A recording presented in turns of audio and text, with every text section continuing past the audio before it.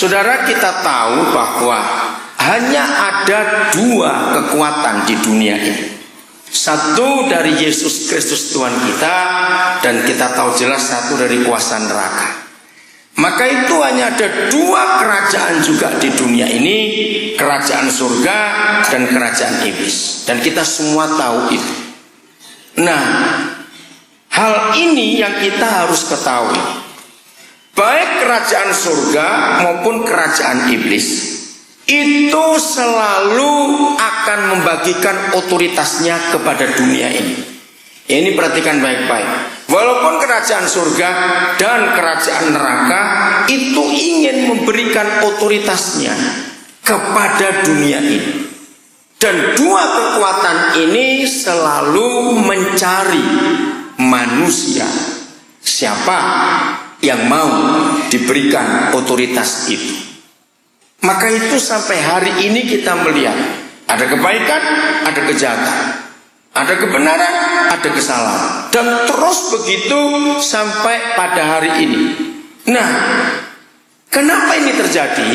Sebetulnya sejak awal Bapa di surga ingin menyerahkan otoritasnya itu kepada kita. Jelas, karena kita miliknya.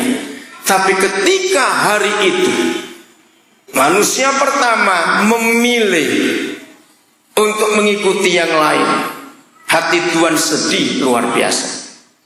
Nah, sejak hari itu kita baca di Kejadian pasal 3, maka raja segala raja yang kita sembah, yang menyelamatkan kita, Yesus Kristus Tuhan, itu rindu otoritas yang dia pernah berikan kepada manusia, yang diserahkan kepada iblis dengan kesadaran penuh oleh Adam. Dengarkan ini, dengan kesadaran penuh oleh Adam.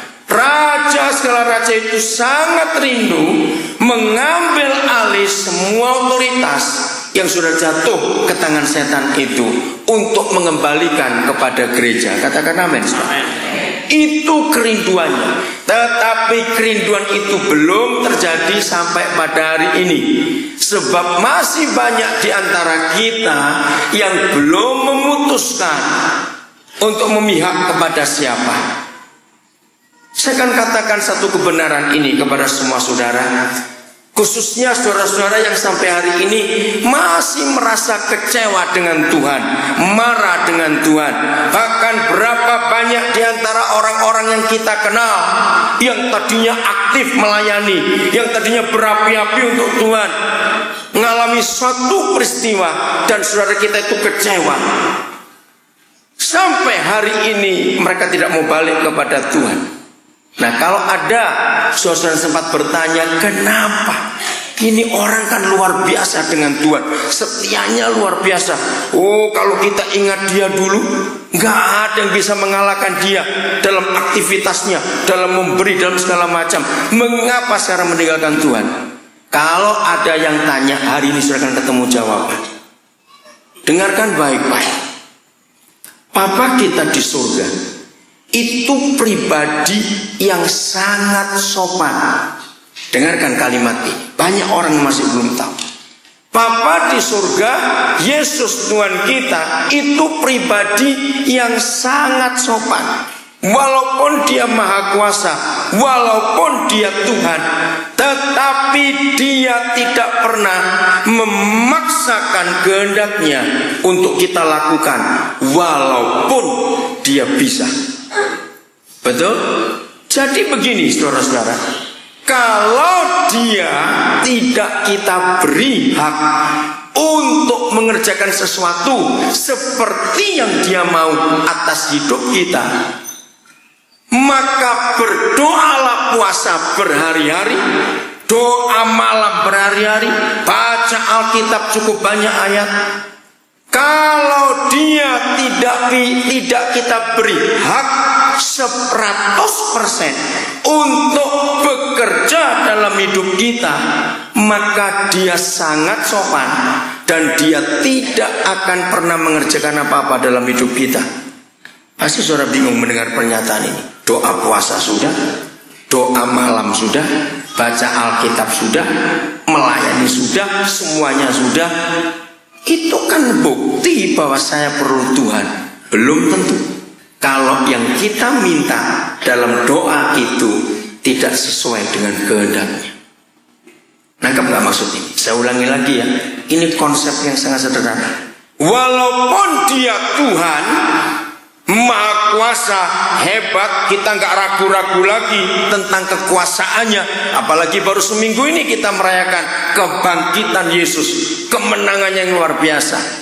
Tetapi kalau dia tahu kita masih punya keputusan sendiri, kalau dia tahu kita masih punya pilihan sendiri, berdoalah sampai kapanpun.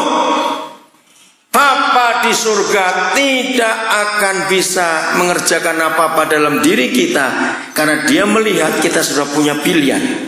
Saya beri contoh kecil yang paling gampang. Ini anak muda.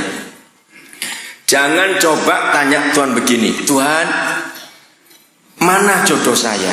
Saya tertarik pada 3 orang. Dengar baik-baik. Kalau saudara sudah menentukan pilihan, jangan coba melibatkan Tuhan. Dia tidak akan pernah mau. Contoh lain, kalau saudara sudah punya rencana, aku mau ke Australia, aku mau. Dengarkan kata ini. Jangan coba-coba menanyakan Tuhan lagi, apa kehendakmu untuk kami? Karena kita sudah menentukan pilihan. Nah, inilah sopannya Tuhan kita.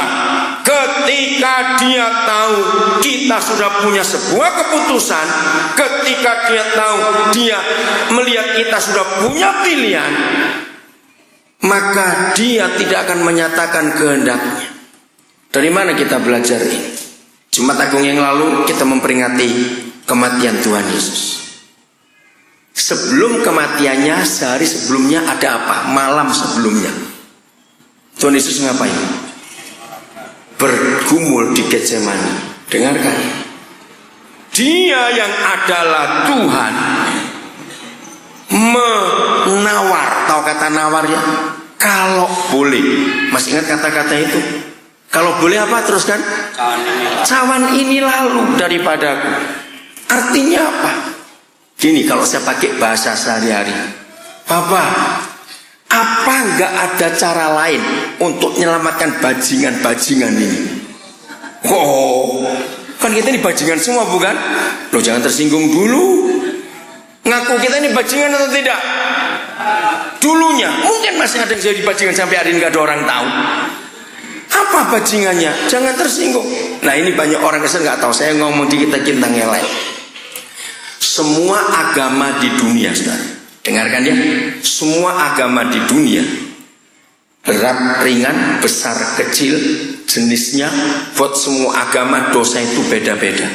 Perzinahan, pembunuhan, pencurian, perampokan, iri hati itu dibedakan semua. Dengar anak-anak Tuhan, buat Papa kita di dalam nama Yesus, dosa itu nggak ada jenisnya, nggak ada ukurannya, tidak ada kriterianya. Buat dia dosa itu dosa. Maka itu dianjurkan kalau berdosa jangan tanggung-tanggung, rugi saudara. Ini konsep Yesus, bukan konsep agama. Jadi kalau ada di antara kita nggak pernah ke pelacuran, tapi suka nonton situs porno, tahu nggak hukumannya? Sama, goblok. Ngapain kamu lihat? Lanjutkan saja. Toh sama-sama masuk neraka. Buat Yesus Tuhan kita mencuri 50 rupiah dengan korupsi 50 miliar rupiah, hukumannya sama. Sebab buat Tuhan kita, dia tidak membedakan jenis dosa. Buat dia dosa itu dosa. Katakan amin. Nggak pernah dia ukur. Dan ingat, neraka itu sama dalam, nggak seperti kolam renang. Kenapa? Kolam renang ada yang dangkal nggak? Ada untuk anak-anak. Nah, neraka tidak, sama dalamnya. Maka itu mau mencuri 50 rupiah dan 50 miliar, sama-sama di neraka yang dalamnya sama. Maka itu jangan tanggung-tanggung kalau berdosa. Bahasa Surabaya, no pisan. Lanjut saja. Ngerti nggak? Kalau pembunuhan di dalam dunia ini, termasuk di agama-agama, itu ada kelas-kelasnya. Kalau ada polisi, ada jaksa, ada hakim, pasti tahu pasal sekian itu pembunuhan berencana, pasal sekian pembunuhan tidak sengaja, pasal sekian macam-macam benda. Nah, saya nggak hafal semuanya itu. Saya nggak hafal KUHP, Kitab Undang-Undang Hukum Perkara, saya nggak hafal. Tapi saya hafal KUHS, Kitab Undang-Undang Hukum Surga, saya hafal. Di dalam KUHS tentang pasal pembunuhan tidak ada bedanya. Bahkan 1 Yohanes 3:15 berkata, barang siapa membenci, terus kan jangan pura-pura nggak tahu, awas ya. Barang siapa membenci saudaranya, maka KUHS berkata dia adalah seorang pembunuh manusia. Bayangkan, membenci saja itu sudah membunuh. Mungkin ada orang Jogja berkata, Pak Daniel, saya tuh nggak benci, lalu malas ketemu. Oh doai, nggak benci tapi malas ketemu. Ayo, nah kalau begitu nggak usah ngaku di mulut, Tuhan tahu loh ya. Berarti pagi ini di sini masih ada pembunuh nggak? Pembunuh keren-keren, wangi-wangi kabeh. Enggak, benci saya betul, tapi saya nggak mau ketemu dia. Sama. Setuju kalau saya katakan kita ini bajingan-bajingan? Loh, betul tidak? Saya nggak pernah mencuri. Kakek nenek saya, kakek buyut saya itu baik-baik, ayah ibu saya itu orang baik-baik, semua orang Jogja tahu misalnya begitu. Tunggu. Dulu waktu masih kecil, orang tua saudara punya tetangga yang punya pohon mangga di halaman. Loh kok nguyu disik nopo? Saya belum selesai bicara kok. Oke? Nah, suatu hari waktu pohon mangga itu berbuah, ada satu dahannya itu yang beloknya ke rumah orang tua kita. Ngerti? Waktu buahnya sudah masak, ada yang ambil dan belum minta maaf sama yang punya sampai hari ini. Saudara tahu itu adalah pencuri. Ngerti nggak? Siapa dulu waktu masih SD pernah pinjem pensil temannya lali sampai saiki? Saudara jangan anggap enteng. Di mata Tuhan Yesus itu sudah pencurian. Maka itu agama itu jahat, saudara. Karena hobinya suka nuduh orang. Betul? Agama itu suka menghakimi orang. Kalau Yesus tidak, maka itu dia marah. Jangan pasang telunjukmu untuk orang lain. Jangan mengatakan yang jahat untuk orang lain. Kenapa? Karena buat dia dosa itu satu macam saja. Pokoknya dosa. Mulai hari ini sadar. Itu sebabnya jangan cuma ngurus dosa yang kelihatan. Betul? Saya marah kepada sinode-sinode yang diurus cuma orang berzina saja. Betul tidak? Berapa sinode, berapa gereja kalau membuat surat sampai ribuan tembusan hanya tunggu kalau ada pejabat yang salah. Kenapa mereka nggak pernah buat surat kalau ada yang benar? Itu tidak adil sama sekali. Kalau kita pakai KUHS, nggak ada yang lolos hukum itu. Pasal perzinahan sama di KUHP, pasal perzinahan itu banyak sekali. Noel, tahu Noel yang jawil sini, jawil situ, itu beda semua hukumnya. Tidur dengan orang lain sudah lain lagi hukumnya. Kalau KUHS tidak. Masih ingat Yesus berkata, barang siapa, terus pura-pura lali awas. Barang siapa memandang orang lain terus kok pura-pura lali, terus menginginkannya, maka orang itu sudah. Nah, saya jujur, sependetanya pendeta, mata ini masih kurang ajar. Betul tidak? Nah, hukum itu waktu saya baca, kok gitu bebek saya picek, Tuhan sudah daripada melek begini, celaka sekali mata ini. Maaf jangan tersinggung. Setua-tuanya orang tua, ini mata masih bisa keranjangan nggak? Maaf jangan tersinggung. Nah kalau kita pakai hukum itu, ada nggak yang lolos di ruangan ini? Jawab cepat. Maka itu jangan suka menghakimi orang. Jangan cuma ngurus dosa yang kelihatan, saudara. Yang nggak terlihat itu ternyata banyak yang kita buat. Saya kembali ke Taman Getsemani.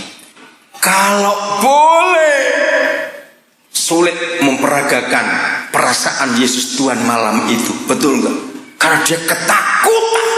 Bagaimana besok aku harus mati, nanggung dosa bajingan-bajingan sebanyak ini, betul? Maka itu jangan sombong, jangan kita suka menghakimi orang lain. Kita lihat hidup kita sendiri, berapa banyak kesalahan ini. Maka yang suka usil cangkeme dondo ngono ae wis. Maaf saya berkata kasar ini. Kalau usil mulutmu jahit saja sudah. Suka ngurusin orang lain. Cari-cari berita gosip, awas dalam nama Yesus. Cangkem nganggur itu. Setuju saya ngomong ini? Dengarkan, saya beri resep satu. Banyak orang nggak ngerti. Saya dulu juga goblok, tapi sudah pinter sekarang ada jadi Roh Kudus. Kalau ada orang cerita, saya beritahu ya, tapi jangan kasih tahu orang lain. Wih, saya senengnya. Apa itu? Suatu hari Roh Kudus tegur saya, Daniel, ngapain kamu? Dengarkan, mulai hari ini saja. Kalau ada orang ngajak ngomong suara begitu, tak kandani ya, tapi aja ngomong lian. 7 kali.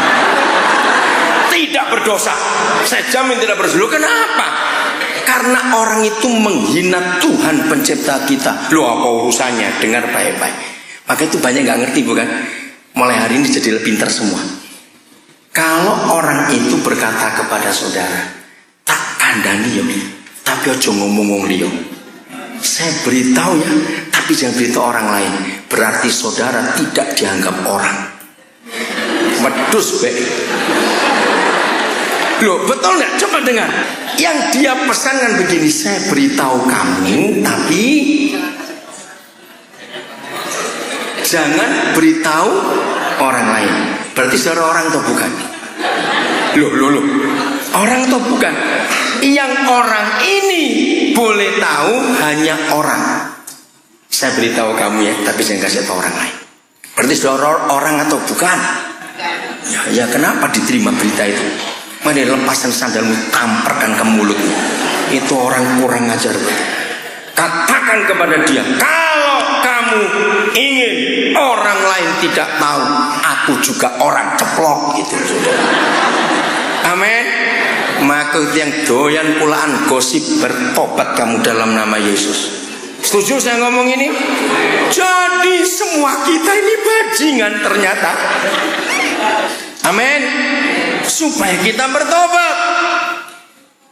Kalau boleh, aku nggak dihukum dengan cara ini, Pak. Berapa kali dia berdoa dengan kata yang sama? 3 kali. Tapi dalam hal ini bukan kehendakku, tapi kehendak. Nah, itu artinya Yesus memberi izin kepada Bapa, lakukan yang kau mau. Aku nyerah. Kita orang-orang Pantai Kosta paling suka lagu aku berserah, cangkem itu. Maaf, betul? Cuma mulutnya saja berserah, tapi di hatinya ngelawan. Maka itu mengapa banyak doa-doa kita tidak didengar, apalagi dijawab, direngok ke orang. Kenapa dia tidak mendengar? Sebab Papa tahu hati kita punya pilihan. Renungkan ini, dia sangat sopan. Suatu hari saudara, saya diundang oleh beberapa dosen pengurus sebuah sekolah Alkitab di Jawa Tengah. Saya kenal sekolah Alkitab itu sejak tahun 70-an yang lalu. Ada masalah besar. Mereka kumpul di Makassar untuk tengah-tengah, semua dari Sumatera, dari Jawa, dari Kalimantan, dari Papua, Ambon bisa datang. Kami kumpul. Nah, mereka milih berunding siapa yang harus jadi penengah untuk bicara. Mereka milih saya. Saya datang dari Nabire ke Makassar. Pagi datang, siang datang, malamnya kamu saya balik lagi. Mereka pikir rapatnya kan berjam-jam. Ternyata cuma 5 menit terus kita makan, selesai. Kenapa cuma 5 menit? Begitu mereka bicara macam-macam, bagian saya bilang gini, Tuhan itu sopan. Selama yang di sekolah Alkitab itu merasa itu miliknya, maka Tuhan tidak bisa campur tangan sebelum dia menyerahkan kembali kepada Tuhan. Jadi percuma kita ngomongin sampai besok pun, mereka baru sadar betul juga. Maka itu, ayo setelah rapat selesai kita makan. Sudah, tidak sampai 5 menit saya ngomong. Maka itu mulai hari ini, siapa yang masih kecewa dengan Tuhan, pasti penyebabnya ada permintaannya yang tidak dijawab, dikabulkan. Mengapa dia tidak mengabulkan? Karena ada yang belum diserahkan. Maka itu hati-hati dengan banyak-banyak pujian. Contoh, mujizat itu nyata apabila kita berdoa. Saya tidak setuju lagu itu, sebab tidak semua doa itu menghasilkan mujizat. 1 Yohanes 5:14 itu pegangan kita. Catatnya 1 Yohanes 5:14. Dia mengabulkan doa kita kalau yang kita minta sesuai dengan kehendaknya. Jadi tidak semua doa menghasilkan mujizat. Tunggu dulu. Sampaikan kepada saudara kita yang lain yang sampai pagi ini, sampai hari ini masih kecewa dengan Tuhan. Jangan pernah salahkan Tuhan lagi kalau doa kita nggak dijawab. Ayo, contoh gini, jangan tersinggung. Kalau ada orang sakit, jangan asal doa sembuh, periksa dulu sakitnya kenapa.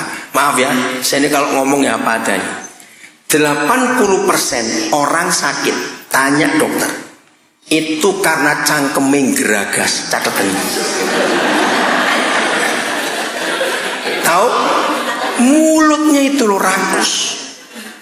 Alkitab itu buku pertama di dunia yang mengajarkan kepada seluruh manusia di dunia, yang ditulis Musa 3.600 tahun yang lalu. Bayangkan, 3.600 tahun lalu sudah ada tulisan di dunia. Musa yang menulis. Ini boleh dimakan, itu nggak boleh dimakan. Masih ingat hukum Musa? Jadi kalau ada orang Kristen sakit karena yang itu dimplok kabeh, jangan didoakan sembuh, suruh bertobat dari cangkem geragas tadi itu, dari mulut rakus itu tadi. Betul nggak hukum itu, saudara? Nah, orang kayak begitu mau didoakan oleh murid seluruh benihin pun nggak sembuh, sebab yang buat sakit dia sendiri, sebab tidak menghormati hukum Tuhan.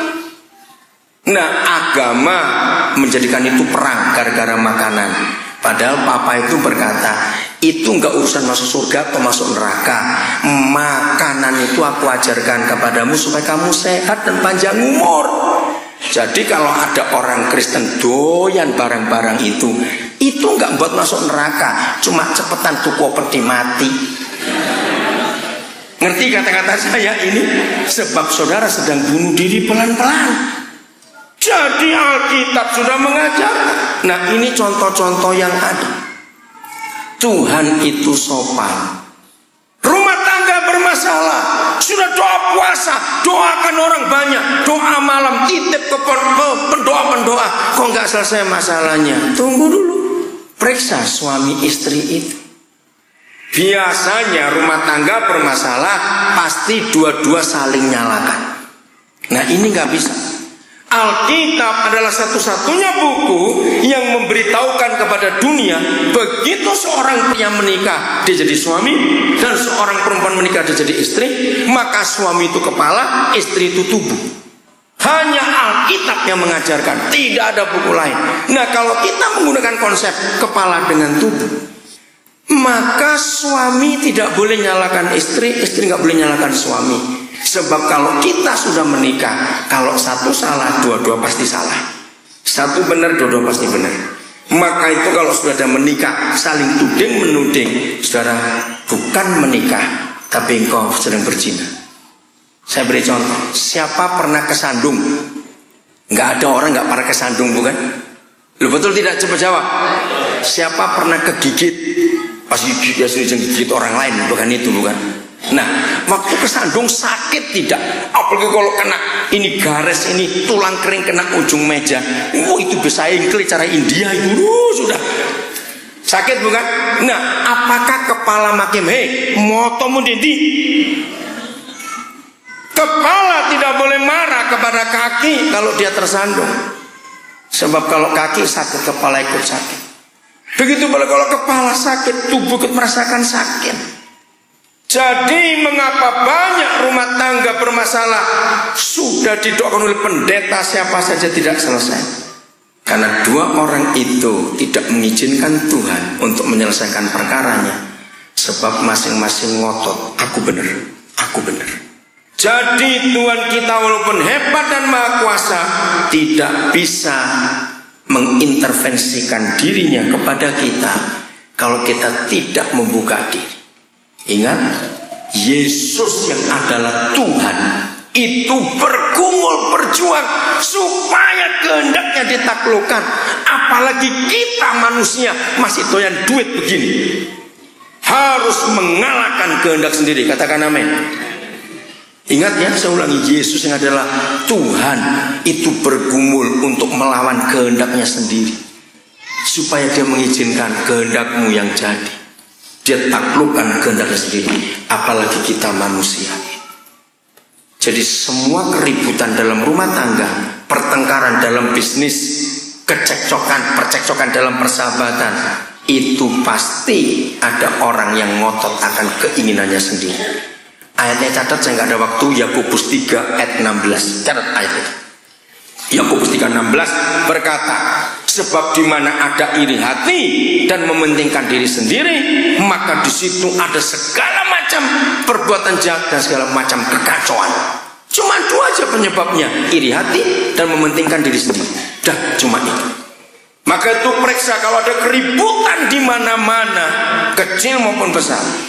Gereja juga, setiap kali gereja ribut pasti ada yang iri hati, ada yang egois, pasti. Rumah tangga kacau, pasti ada yang egois, ada iri hati, pasti. Maka itu semua kembalikan pada Alkitab. Saya lanjutkan. Di mana otoritas iblis dan otoritas Tuhan diberikan kepada manusia. Ternyata iblis selalu manipulasi dan imitasi, meniru. 1 Korintus 11 ayat 3.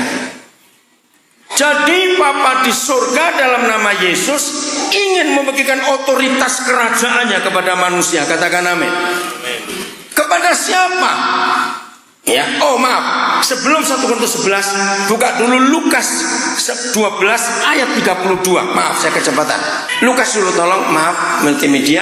Lukas 12 ayat 32. Saudara perhatikan. Janganlah takut. Minoritas atau mayoritas? Minoritas, kawanan kecil. Sebab apa? Ayo baca, sebab siapa? Bapamu telah apa? Berkenan. Jangan lupa kata berkenan, memberikan kepada kita apanya? Kerajaannya. Banyak gereja masih belum mengerti hebatnya ayat ini. Saudara tahu apa arti kata lain berkenan?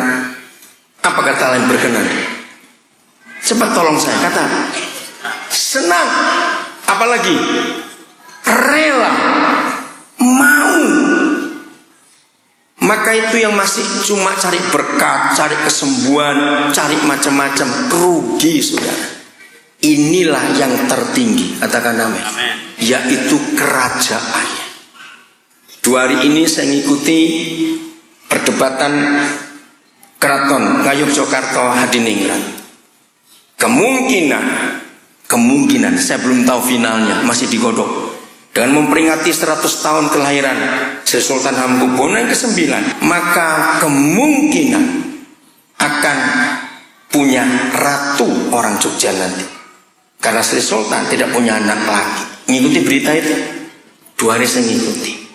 Nah, walaupun Kesultanan Ngayogyakarta Hadiningrat ini hanya sebuah simbol, ternyata nggak segampang itu menyerahkan tahta. Ngerti nggak maksud saya? Tapi kalau saudara baca ayat ini, buat Papa di surga memberikan kerajaannya gampang atau tidak kepada kita? Jawab cepat. Nah, itu yang saya mikir. Kita kan mantan bajingan semua. Kok berani-beraninya diberi kerajaannya kepada kita? Lo cepat mikir. Lihat kerajaan Inggris, Ratu Elizabeth di umur 80-an belum bisa rela memberikan tahtanya kepada anaknya atau kepada cucunya. Ini surga. Kok saya lihat wajah saudara wajah nggak percaya sih? Kerajaan, saudara, kerajaan. Loh, kok kayak ini lebih dari duit 5 triliun, tahu tidak? Oh, nggak amin lagi. Loh, makanya terusnya kan sumringah. Hah? Oke, saya beri contoh gini. Sedekat-dekatnya saudara dengan Presiden SBY. Mungkin dulu saudara satu TK, satu SD, satu SMP, bareng terus sampai SMA, dekat betul dengan SBY. Mungkin enggak suatu hari presiden itu ada keperluan penting, cuma 3 hari saja dia itu harus pergi. Terus dia bilang, tolong gantekno aku jadi presiden 3 dino. Mungkin tidak. Enggak segampang itu. Maka itu baca lagi ayat ini. Banyak orang Kristen tidak menyadari ada otoritas yang turun dari surga. Jangan takut kamu hai kawanan kecil, sebab Bapamu telah berkenan memberikan kamu kerajaan itu. Bukan duit, bukan berkat, bukan mobil, bukan rumah, bukan fasilitas. Kerajaannya yang diberikan. Ini yang gak pernah kita sadari. Maka itu kita masih mikir yang lain, yang duniawi saja.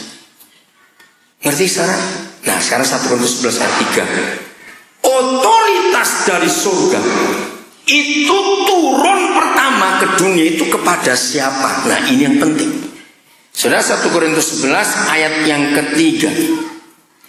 Tetapi aku mau supaya kamu mengetahui hal ini, yaitu apa?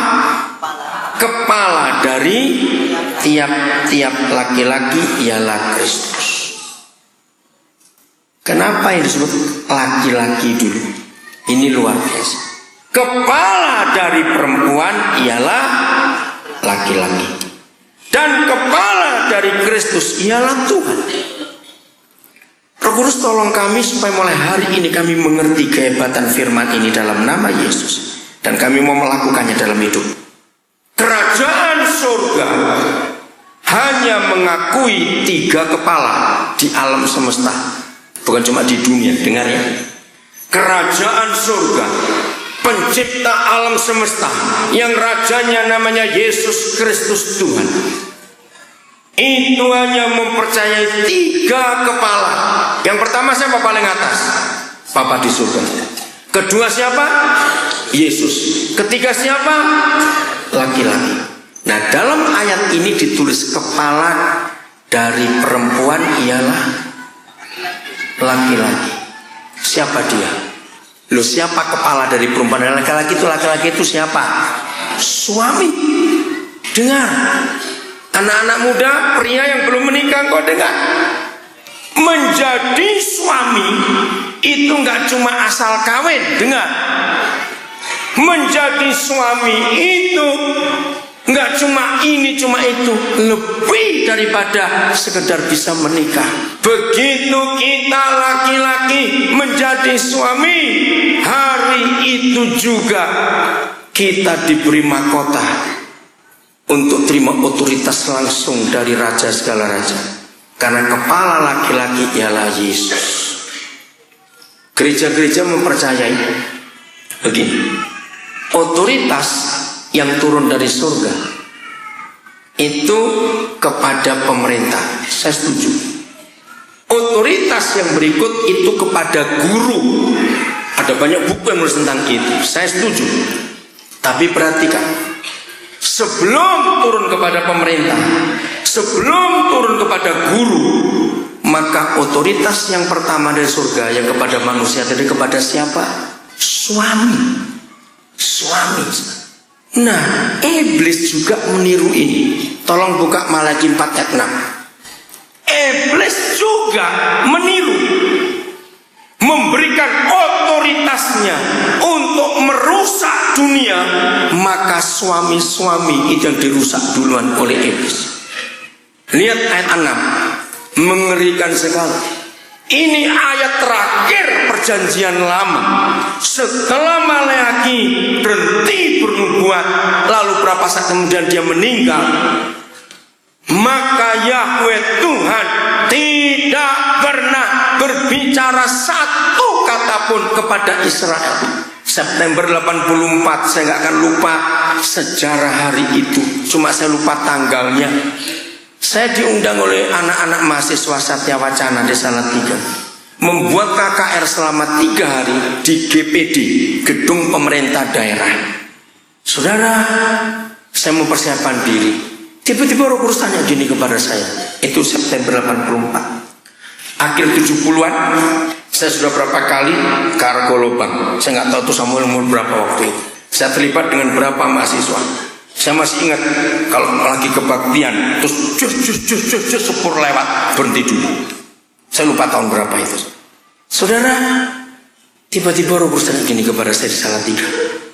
Daniel, ayat pertama mana yang aku ucapkan sebagai permulaan perjanjian baru? Saya bilang Matius. Ternyata bukan. Kronologisnya untuk memulai perjanjian baru itu Injil Lukas, bukan Matius. Setelah Maleaki berhenti berbicara, 400 tahun kemudian Yahweh Tuhan baru berfirman lagi. Dan itulah tanda perjanjian baru dimulai. Dan firman Yahweh hari itu datang kepada imam besar Zakaria lewat mulut Gabriel, malaikat utusan. Dan firman yang sama di firman terakhir perjanjian lama Malaki 4 itu yang diulangi lagi oleh Yahweh di mulut Gabriel dalam Lukas 1 ayat 17. Jadi harusnya saudara buka 2 Alkitab, 1 Malaki 4 ayat 6, yang sebelah Lukas 1 17. Sama. Baca baik-baik. Kalau di Malaki 4 ayat 6, kalau gereja, saya persingkat, kalau gereja gagal membuat bapak-bapak bertobat supaya sayang kepada anak-anaknya, sehingga hati anak-anak pun bertobat sayang pada bapaknya. Kalau gereja gagal, itu Maleaki, ya. Lihat ancamannya, saudara. Yesus tetap akan datang, tapi akan apa? Memberkati atau akan apa? Cepat baca ayat itu. Memukul bumi sampai apa? Apa arti kata musnah? Habis total. Saya pernah dengar beberapa tahun yang lalu Pak Yunus berkata begini, ternyata setan sudah punya pemicu, pemantik, trigger buat setan untuk menghancur leburkan dunia. Tidak perlu tsunami, gempa bumi, nggak perlu perang nuklir, terlalu mahal biayanya. Setan sudah punya cara untuk menghancurkan dunia, hancurkan suami-suami dan bapak-bapak. Ngeri sekali. Begitu bapak-bapak dihancurkan, diberi otoritas perusak oleh iblis, anak-anak hancur semua. Anak-anak hancur, dunia hancur, saudara. Jadi ini saingan. Kalau kita sudah baca 1 Korintus 11 ayat 3, otoritas yang turun dari surga bukan kepada pendeta, bukan kepada presiden, bukan kepada raja, tapi pada suami. Catat itu. Maka itu iblis bencinya pada suami luar biasa. Maaf yang tersinggung. Maka itu buktinya kenapa lebih banyak janda daripada duda di dunia. Karena setan bunuh suami, saudara. Itu fakta. Lukas 1:17. Coba diungkap, dibuka. Beda perkataannya.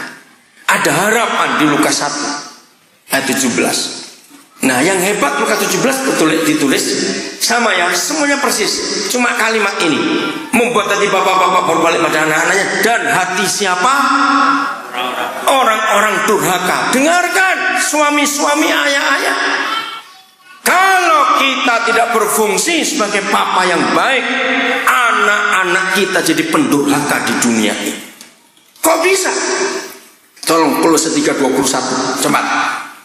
Mengapa kalau bapak-bapak itu jahat dan melukai istrinya dan melukai hati anak-anaknya, anak-anak jadi pendurhaka? Ini ayatnya Kolose 3:21. Hai siapa?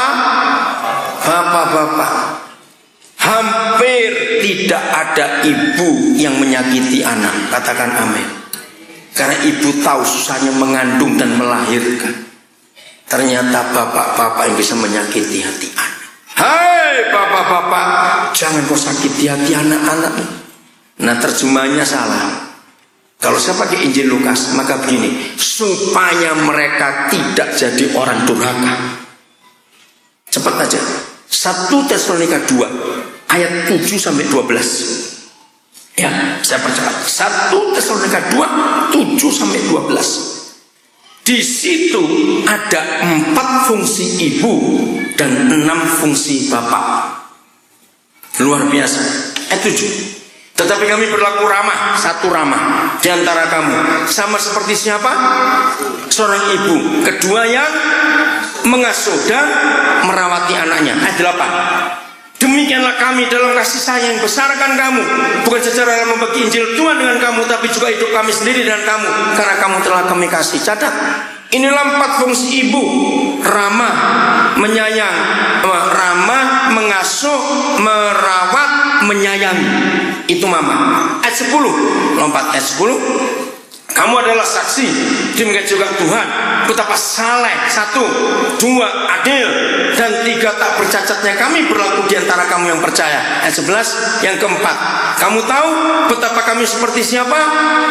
Bapak terhadap anak-anaknya telah menasihati kamu. Yang keempat, yang kelima, menguatkan hatimu seorang demi seorang. Ayat 12, dan meminta dengan sangat supaya kamu hidup sesuai dengan kehendak Tuhan yang memanggil kamu ke dalam kerajaan dan kemuliaannya. Yang keenam, mendisiplin. 6 fungsi Bapa: saleh, adil, tak bercacat, menasihati, menguatkan hati, dan mendisiplin. Sepintas, suara dengar. Ini satu-satunya tulisan tertua yang pernah ditemukan oleh manusia di dunia tentang fungsi ayah dan fungsi ibu. Sebelum 1 Tesalonika tidak pernah di dunia ini ditemukan tentang fungsi ibu dan fungsi ayah. Ini literatur tertua. Berarti Alkitab itu buku yang pertama yang pernah ditulis oleh manusia di dunia yang menuliskan siapa ibu dan siapa bapak. Katakan amin. Tidak ada buku lain dan agama apapun yang pernah menuliskan ini kecuali Yesus Tuhan kita. Dahsyat Alkitab itu. Maka itu sampai hari ini, mau bangsa apa saja dan agama apa saja, kalau mereka mau mendiskusikan fungsi ibu dan fungsi ayah, mereka harus lihat tulisan ini, karena ini yang tertua. Saya tanya, kalau begitu pembentukan karakter anak di tangan mama atau papa dari ayat-ayat ini? Ayo, mama atau papa? Papa. Contoh kecil. Nasihat sudah kita baca, di tangan siapa nasihat? Ayah atau ibu? Tadi. Oke, faktanya.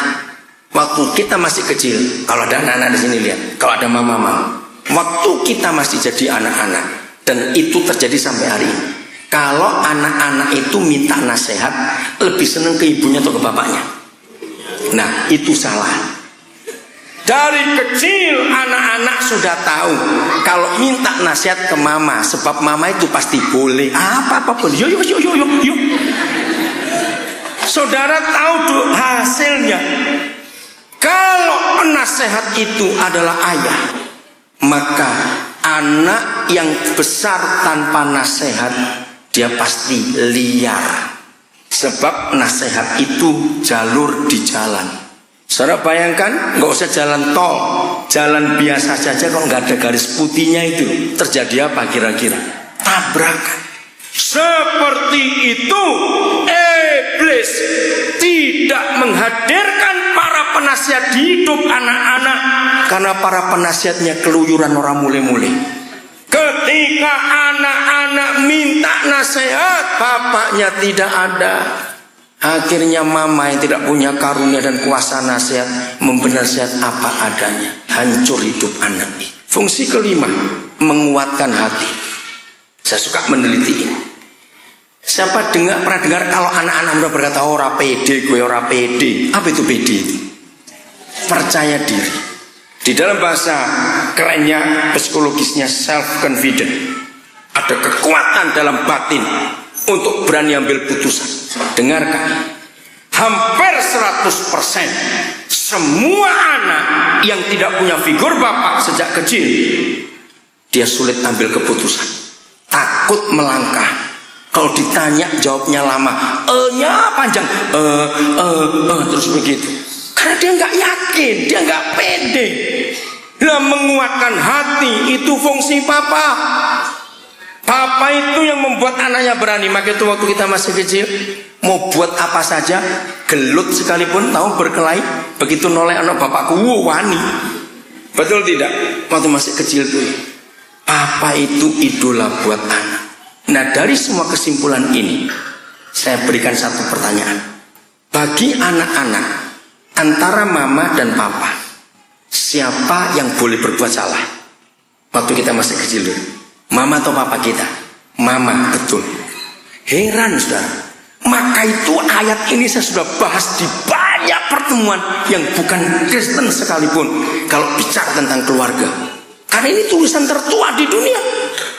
Maka itu lihat waktu masih kecil, mama, ibu kita boleh salah, kita cepat mengampuni. Tapi begitu bapak salah sedikit aja, dendamnya lama. Jawab iya atau tidak? Kenapa bisa begitu? Di sini para istri merdeka. Di mata anak-anak, mama itu boleh salah, tapi papa tidak. Kok bisa begitu? Ini ayatnya. Karena di mata anak-anak dan di hati anak-anak, papa itu jagoan, papa itu pahlawan, papa itu hebat. Inilah contoh paling gampang. Walaupun kita sudah tua-tua, kalau nonton film lakonnya mati mburi, terus pemeran utamanya mati akhirnya, gimana perasaan kita? Sedih. Ngapain nonton? Mati jagoannya. Seperti itu hati anak-anak kalau papanya salah. Papa-papa yang pernah selingkuh, itu gak cuma istrimu yang kau sakiti, anakmu hancur. Papa yang pernah selingkuh, anaknya malu. Papa yang pernah selingkuh buat anak perempuan akan takut menikah. Kenapa? Dia takut punya suami kayak bapaknya. Buat anak lagi lebih jahat. Dia kalau menikah, kemungkinan besar selingkuh akan ada, sebab dia lihat bapaknya. Maka itu Alkitab ini luar biasa. Begitu pemegang otoritas dirusak, hancur. Simpan firman ini. Rumah tangga itu pusat segala-galanya. Mau presiden, mau perdana menteri, mau pejabat, mau pengusaha, mau dosen, dokter, siapa saja, sebelum mulai kegiatan itu dimulai dari mana dulu? Rumah. Betul? Rumah. Maka itu otoritasnya di sini. Kalau rumah tangga berantakan, mengapa hukum Kristus berkata, hai istri surapa pada suaminya, tunduk. Itu bukan menjajah. Salah. Contoh paling fatal negara kita sekarang. Ini bukan rahasia lagi. Presiden kita dari Partai Demokrat, ternyata anak buah atau pengurus Partai Demokrat korupsi. Yang hancur siapa? Kepalanya. Presidennya kan. Istri yang tidak tunduk itu merusak wibawa suami. Istri yang dominan. Maka itu kalau ada suami namanya Pak Yohanes, istri namanya Bu Rahayu. Karena istri lebih dominan, Pak Yohanesnya teler, disebut Bapak Rahayu. Wah, celaka sekali. Ngerti nggak ilustrasi itu? Celaka sekali Bapak Rahayu. Kok bisa? Tapi Pak Yohanesnya teler, karena nggak dihargai oleh istrinya. Maka itu saya benci dengan sinetron suami sampai takut istri. Itu ngawur sekali sinetron ini. Coba buka Kejadian 3:17. Cepat. Kejadian 3:17. Ini dari awal Yahweh Tuhan sudah memberi peringatan pada para istri. Jadi kalau dari rumah tidak harmonis, hidup suami istri tidak menurut aturan Alkitab, maka dia dosen, dia presiden, dia dokter, dia ahli hukum, dia pengusaha, masuk kantor hatinya nggak sejahtera. Betul tidak? Lihat atau tidak, cepat jawabnya. Karena di rumah nggak beres, otoritasnya terganggu. Lalu firman-Nya kepada manusia itu, ini kepada Adam, karena engkau bagaimana? Nah, ini yang suami-suami takut istri itu, mendengarkan perkataan istrimu dan memakan dari buah pohon yang telah kuperintahkan kepadamu, jangan makan daripadanya. Ngeri dampaknya. Maka terkutuklah tanah karena engkau. Ini rahasia dari firman. Tolong ya, kalau saudara punya teman, Pak Gembala juga punya jemaat, punya saudara, sebagai laki-laki, kuliah gagal, kerja gagal, pelayanan gagal, masuk pendeta. Saya sudah pakai ayat ini kepada banyak laki-laki.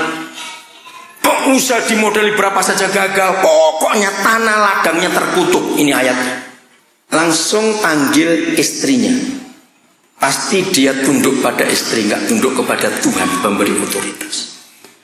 Ayat ini yang dirusak, yang dipakai oleh iblis untuk merusak dunia sampai hari. Apa susahnya buat Adam hari itu bicara? Entah manggil yang atau ma atau apa, saya nggak tahu. Ma, bukan buah ini yang disuruh makan, yang lain. Susah nggak buat suami ngomong begitu hari itu? Tidak. Ternyata makhluk yang paling rakus sedunia itu namanya wong lanang, geragasnya luar biasa. Orang laki-laki hancur dunia gara-gara suami tidak pegang otoritas. Dilanjutkan berapa generasi kemudian, keluarga Abraham. Ini keluarga orang pilihan yang diurapi. Sebagai istri, Sarah sadar sudah menopause lama. Bagaimana mau punya anak? Maaf ya saya berkata apa adanya. Kok bisa dia usul, Pak? Nggak mungkin laku punya anak, itu ada babu nganggur. Dimplok pisan karo Abraham. Lihat anak mereka berdua musuhan sampai hari ini nggak habis-habis. Terkutuklah tanah, bukan karena suami kurang pintar, bukan karena kurang modal, bukan karena tempat usaha kurang strategis. Tidak. Kalau istri tidak tunduk pada suami, otoritas terbalik, hancur. Bayangkan kalau mama yang jadi pemimpin di rumah, papa cuma tengok-tengok kayak patung itu, nggak buat apa-apa. Anak-anak jadi liar di rumah. Mama-mama yang tidak menghormati suaminya, otomatis anak-anak akan tidak menghargai bapaknya. Catat itu baik-baik. Maka itu kalau ada para istri lebih kaya dari suami, sekolahmu lebih tinggi dari suamimu, jangan suka ngatur lagi. Maka itu kalau seorang gadis mau menikah, dia harus potong kepala. Seorang laki-laki mau menikah, dia harus potong badan. Kalau satu keluarga, dua kepala, namanya monster. Kalau satu keluarga dua badan, namanya kembar siam. Betul istilahnya kan begitu bukan? Nah, tanya keluarga saudara masing-masing, keluarga yang benar atau yang salah. Otoritas hanya datang lewat suami dari Yesus. Katakan amin. Ayat terakhir 1 Timotius 2 ayat 8. Mulai hari ini gampang untuk mencari sebab mengapa banyak rumah tangga Kristen pun diserang oleh iblis. Anaknya sakit-sakitan, hidupnya berantakan, ekonomi morat-marit, isinya cuma pertengkaran di rumah. Ini penyebabnya. Oleh karena itu aku ingin siapa? Di mana? Di mana? Di mana-mana. Di mana-mana itu artinya di mana? Ya di mana saja, mau di pasar, mau di WC, mau di mana, rumah makan, mau di pesawat, mau di bis, mau di kereta api. Siapa? Orang laki-laki disuruh apa? Stop dulu. Ya, 99% gereja di dunia ngawur. Pendoa, begitu dengar kata pendoa, yang datang siapa? Ibu-ibu. Salah. Mulai hari ini harus berubah. Ayo suami-suami yang suka titip doa, mati titip ya Maya, aku nggak pergi titip. Hei ibu-ibu, bacakan ayat ini ke suamimu. Katakan merdeka para istri, nggak usah doa banyak-banyak lagi. Maka itu salah. Istri bukan penopang doa, salah. Semuanya suami. Sebab kita pemegang otoritas, saudara. Maka itu pendoa banyak nggak dijawab karena yang doa bukan laki-laki. Wedok, bukan tuan nggak menghargai perempuan, tidak. Karena otoritas itu di tangan suami. Dengan satu sikap, apa? Ayo baca, jangan lihat saya sudah gini musuh nggak ngerti ya. Bukan dengan sikil, awas. Tangan, bukan kaki. Nah ini masalahnya. Enggak sekedar angkat tangan bapak-bapak, tapi harus tangan yang suci. Kapan tangan tidak suci? Ayatnya bilang ketika kita marah dan berselisih. Nah saya takoni suami-suami, saya tanya, kalau dikatakan firman ini, suami-suami berdoa dengan menadahkan tangan yang suci tanpa marah dan berselisih, kira-kira berselisih dengan siapa dan marah dengan siapa? Ayo ngaku. Dengan istrinya. Nah itu dia. Jadi dua orang ini harus saling kerjasama. Tuhan menciptakan tangan cuma berapa? Dua. Kalau empat namanya betoro guru. Kalau tangan cuma dua, berarti fungsinya juga cuma dua. Tidak boleh tiga, apalagi 4 terus 11. Tidak boleh. Apa itu dua? Satu, untuk mengasihi, untuk membelai, untuk menyayangi, untuk memeluk. Tangan yang kedua, untuk bekerja. Titik. Ingat, kalau ada suami pakai cara yang lain tangannya, dia sudah berdosa. Entah dia nipu, entah dia nyuap dan sebagainya. Tapi yang paling jahat, suami, jangan coba-coba pernah pukul istri kita.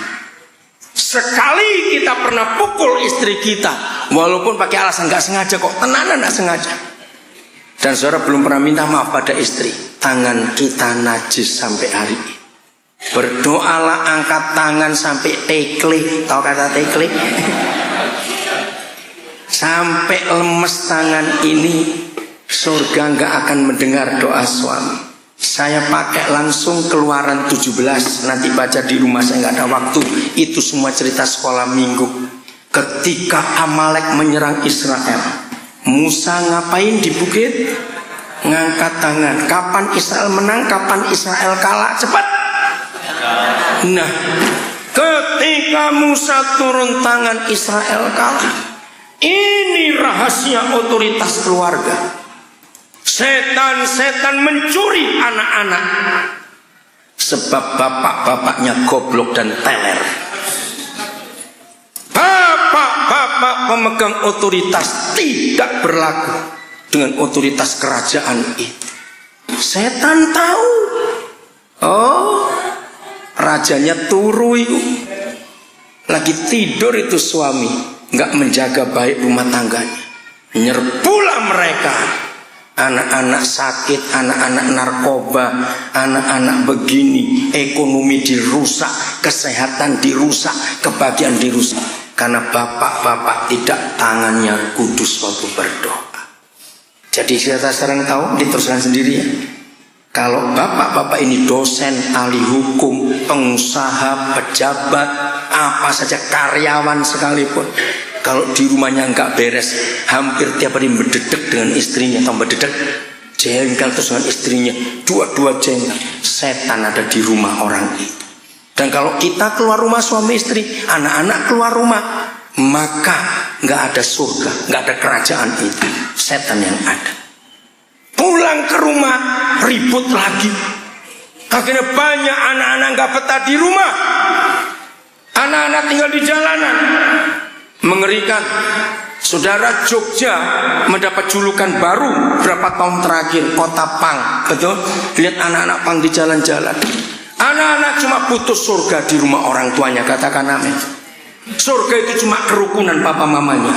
Kalau anak-anak nggak ketemu surga di rumah, maka anak-anak cari surga di luar rumah. dan jalanan rumah mereka. Dan kalau anak-anak mencari surga di jalanan, neraka yang ambil mereka. Maka itu papa mama, rumah, gedung kita bisa bangun dengan uang. Betul? Mau murah, mau mahal, terserah. Tapi surga yang di rumah nggak bisa dibayar dengan uang. Itu hanya keharmonisan kita berdua. Maka itu saya selalu punya pertanyaan klasik. Tolong Pak Gembala tanya ini pada anak-anak. Untuk mengetes apakah rumah tangga kita harmonis atau tidak, tanya anak-anak begini. Om tanya ya, tante tanya. Kapan kalian terakhir kali melihat bapak ibumu, papa mamamu makan bareng berdua sambil bergurau? Oh, sejak pohon beringin alun-alun itu roboh. Oh, itu tahun piro? Tahun berapa ya? Roboh satu toh? Kan roboh satu tahun berapa saya lupa waktu itu. Terus ganti baru sekarang toh pohon beringinnya itu. Saudara, makan itu ukuran. Kenapa? Orang yang bermusuhan bisa nggak makan bareng? Orang kolu, betul nggak? Kalau bisa musuh jimplok bisa. Maka itu kalau suami istri harmonis, makanya pasti bareng. Dan pertanyaannya belum selesai. Oh, hampir tiap hari om, belum selesai. Ada suara-suara apa? Enggak cuma ting ting ting, sendok ketemu piring, piring ketemu sendok. Itu enggak harmonis. Padahal bukan bisu bapak mamanya. Kalau anak-anak bisa melihat kita makan berdua sambil bergurau, anak-anak puas tinggal di rumah. Maka itu siapa yang makannya satu di kebun, satu di dapur, awas. Periksa mulai hari ini. Itulah kebahagiaan anak-anak, katakan amin. Mau terima otoritas baru yang suami gagal hari ini? Luar biasa. Kita bersyukur Pak Kurnia dan istri ada di sini, padahal siang nanti pemakaman ibunya. Luar biasa, ini dicontoh, ini orang Kristen yang benar. Mau pemakaman mau apa harus hadir. Kok enggak amin? Kalau Sabtu menikah, Minggu harus hadir juga ke gereja. Awas yang tidak. Saya suka mengancam gitu, memberkati pernikahan Sabtu. Saya bilang besok saya ke gereja enggak jadi ke gereja, enggak jadi kawin. Saya bilang begitu. Enak saja. Loh kok tenanan itu. Ya Pak Gembala memberkati pernikahan Sabtu, tanya begitu. Besok mau ke gereja enggak? Kalau enggak ganti Jumat supaya enggak ada alasan. Ini jam 1 pemakaman sekarang masih di gereja. Luar biasa. Yang gagal jadi suami hari ini ada kesempatan untuk terima otoritas lagi. Anak-anak ampuni papa mama ya. Papa mama minta maaf pada anak-anak supaya kita dibolehkan. Maka surga akan ada di dunia. Dunia akan diberkati. Tuhan memberkati kita semua. Saudara, kita tahu bahwa hanya ada dua kekuatan di dunia ini. Satu dari Yesus Kristus Tuhan kita, dan kita tahu jelas satu dari kuasa neraka. Maka itu hanya ada dua kerajaan juga di dunia ini, kerajaan surga dan kerajaan iblis. Dan kita semua tahu itu. Nah, hal ini yang kita harus ketahui. Baik kerajaan surga maupun kerajaan iblis itu selalu akan membagikan otoritasnya kepada dunia ini. Ini perhatikan baik-baik. Walaupun kerajaan surga dan kerajaan neraka itu ingin memberikan otoritasnya kepada dunia ini. Dan dua kekuatan ini selalu mencari manusia. Siapa yang mau diberikan otoritas itu? Maka itu sampai hari ini kita melihat ada kebaikan, ada kejahatan, ada kebenaran, ada kesalahan, dan terus begitu sampai pada hari ini. Nah, kenapa ini terjadi? Sebetulnya sejak awal Bapa di surga ingin menyerahkan otoritasnya itu kepada kita.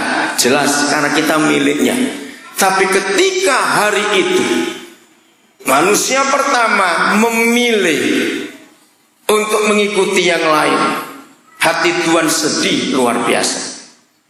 Nah, sejak hari itu kita baca di Kejadian pasal 3, maka raja segala raja yang kita sembah, yang menyelamatkan kita, Yesus Kristus Tuhan, itu rindu otoritas yang dia pernah berikan kepada manusia, yang diserahkan kepada iblis dengan kesadaran penuh oleh Adam. Dengarkan ini, dengan kesadaran penuh oleh Adam.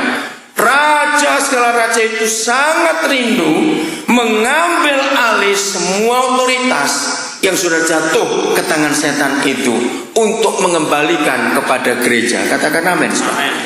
Itu kerinduannya. Tetapi kerinduan itu belum terjadi sampai pada hari ini. Sebab masih banyak di antara kita yang belum memutuskan untuk memihak kepada siapa. Saya akan katakan satu kebenaran ini kepada semua saudara, khususnya saudara-saudara yang sampai hari ini masih merasa kecewa dengan Tuhan, marah dengan Tuhan. Bahkan berapa banyak di antara orang-orang yang kita kenal yang tadinya aktif melayani, yang tadinya berapi-api untuk Tuhan, mengalami suatu peristiwa dan saudara kita itu kecewa. Sampai hari ini mereka tidak mau balik kepada Tuhan. Nah, kalau ada saudara sempat bertanya,